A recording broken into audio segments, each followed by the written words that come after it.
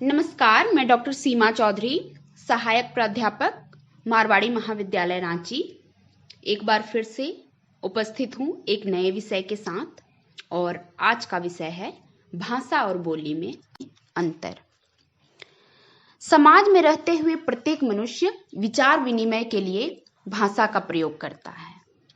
भाषा के निर्धारण में शिक्षा, व्यवसाय, भौगोलिक स्थिति, आयु, सामाजिक स्थिति और वातावरण आदि का भेद सहायक होता है।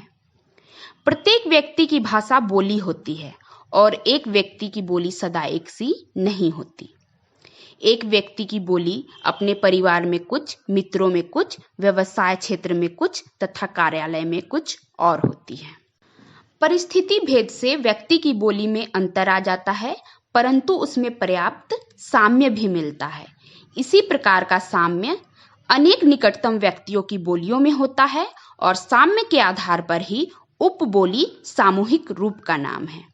इस प्रकार अनेक उपबोलियों में जब साम्य होता है तो वह बोली कहलाती है और कई बोलियों में पर्याप्त साम्य होने के कारण वह भाषा कहलाती है। तो उपबोली, बोली और भाषा का संबंध हमने देखा। अब हम आगे देखते हैं भाषा और बोली में अंतर हम किन आधार पर कर सकते हैं। एक भाषा के अंतर्गत कई बोलियां आती हैं। बोलने वालों की संख्या के दृष्टि से बोली की संख्या कम और भाषा बोलने वालों की संख्या अधिक होती है। बोली का क्षेत्र अपेक्षाकृत छोटा और भाषा का क्षेत्र विस्तार बड़ा होता है। यह कहा जा सकता है कि भाषा के क्षेत्र में अनेक बोलियां होती है। इसके विपरीत एक बोली के अंतर्गत अनेक भाषाएं नहीं हो सकती। जैसे हिंदी के अंतर्गत अवधी, ब्रज, खड़ी बोली आती है, परंतु ब्रज के अंतर्गत हिंदी, पंजाबी, मराठी आदि नहीं आ सकती है। भाषा और बोली में दूसरा बड़ा भेद है बोधगम्यता के आधार पर। एक भाषा के अंतर्गत बोलियों को समझना आसान है।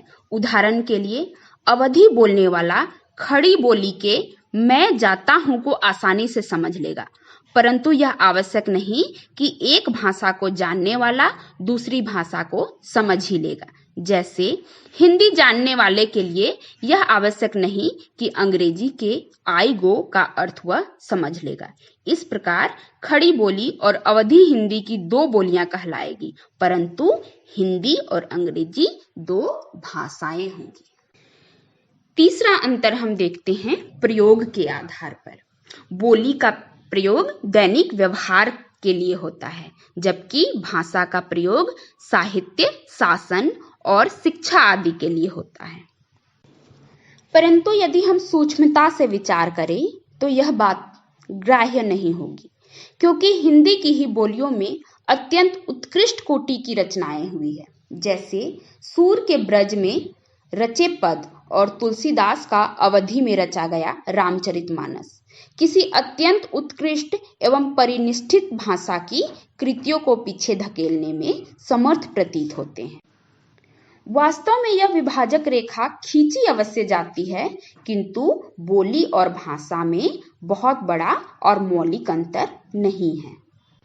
तात्विक अंतर ना होने पर भी जो थोड़ा बहुत भेद दोनों में हो सकता है वह परिस्थितियों आदि के कारण ही होता है और कोई भी बोली परिस्थितियों के कारण भाषा बनने का सामर्थ्य रखती है। अब हम जानते हैं कि बोली भाषा कैसे बनती है। बोली का भाषा बनने में सबसे बड़ा हाथ संपर्क का होता है। व्यक्तियों का आपसी संपर्क जितना अधिक होगा, बोली उतनी ही जल्दी भाषा का रूप धारण कर लेगी।